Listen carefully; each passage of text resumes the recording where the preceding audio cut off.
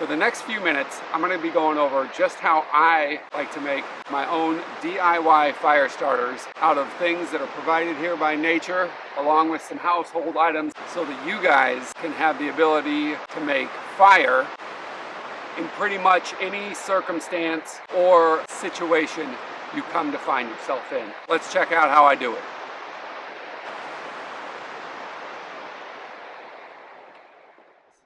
So there's 3 items that I'm looking for in the woods when I'm making these fire starters, and one of them is birch bark. The second and third are both on spruce trees here, preferably dead spruce trees. When collecting the birch bark, I always try to find a tree that's either down like this one, because if you take and strip bark like this off of a live tree, it's gonna kill it. So you always wanna find a tree not living, preferably. So I'm gonna collect some of this. Then I'm going to move on to grabbing some dead branches off of a spruce tree along with spruce sap.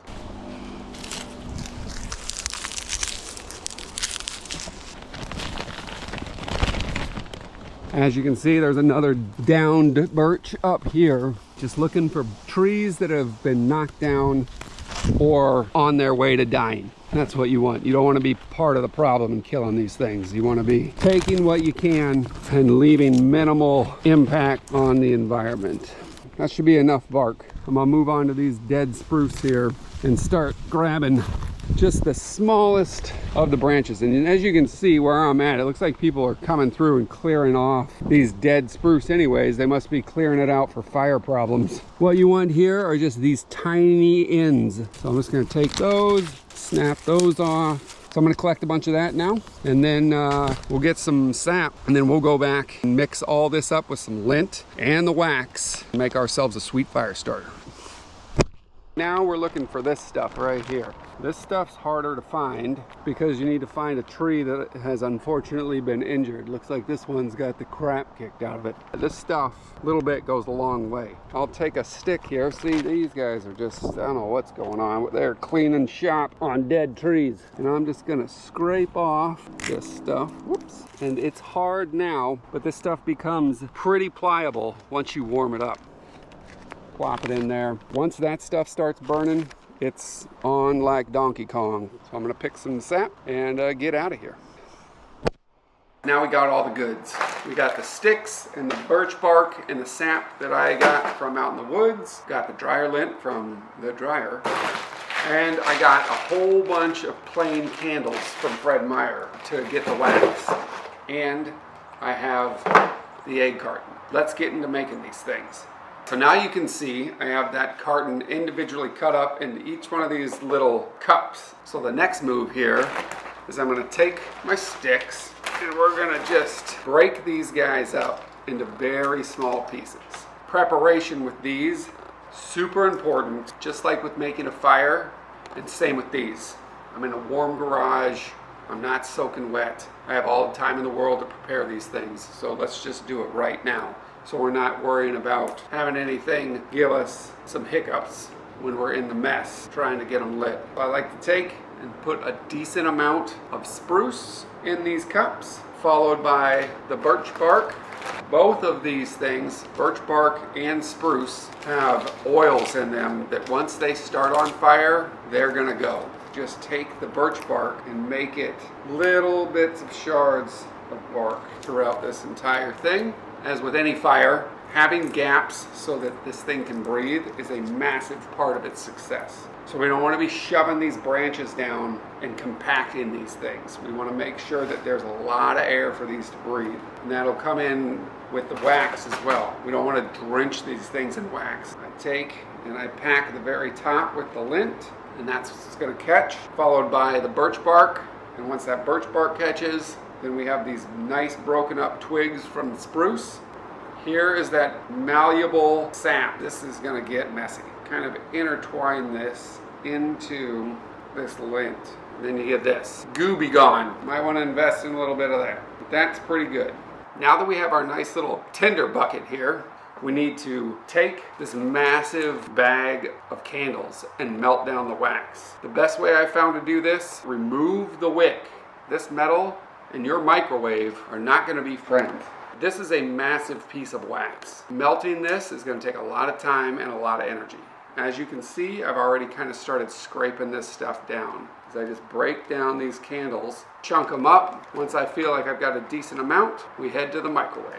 Kids, if you're watching, never cut towards yourself. My mother instilled this terrible idea in my head. Do as I say, not as I do. See you in the microwave. So here we go. Got about 4 candles chopped up here. Got a little bark, got a little lint, not on purpose, in the mix. I'm gonna put this in the microwave. We'll give 90 seconds to go, see where she's at.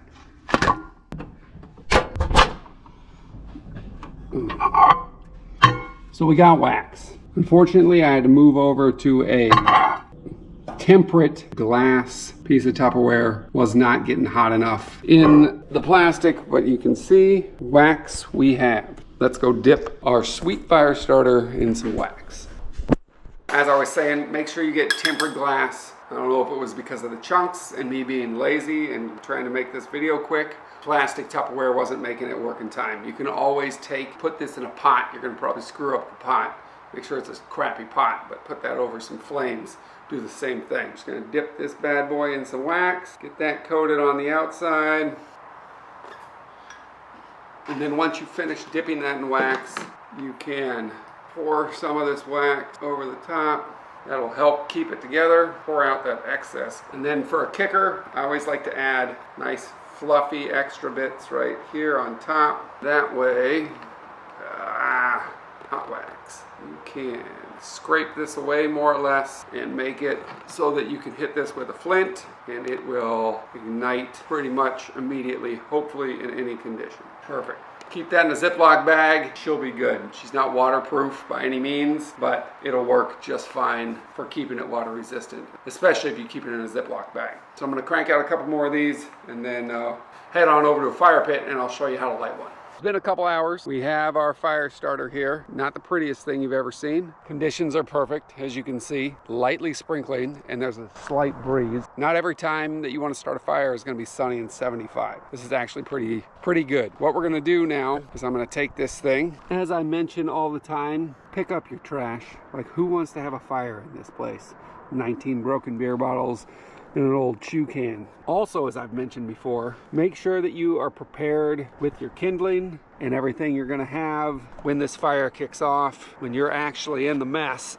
Oh, busted Achilles. You do not want to be getting a fire going and then scrambling around trying to find wood. Have everything ready to rock so that when you hit that with your flint, you can immediately pile things on. Now, as I was saying before, I like to pack this with a bunch of dryer lint because you can take this dryer lint and then make it nice and fluffy. And when it's nice and fluffy, you can scrape some of this magnesium onto it, just like so. And then when it's time to actually strike, that stuff catches immediately. As you can see right there though, that was a 1 strike and we've caught fire. Don't smother her, just let her do her thing. This is my absolute go-to now. It might not be perfectly waterproof and it might not look very pretty. You get 1 strike in a very damp, somewhat gusty situation. I mean, just look at these. Dry wood versus wet. And I'm worried this is going to put it out. Guys, it's been raining for 6 days. So for this to continue to burn speaks volumes on that fire starter. Do yourself a favor, just put a couple of these in your survival kit. Super cheap, could quite possibly save your life. She's still burning strong, and maybe I'll make some glass art out of the garbage that these idiots left in here. Pick up your trash. All right, see you on the next one.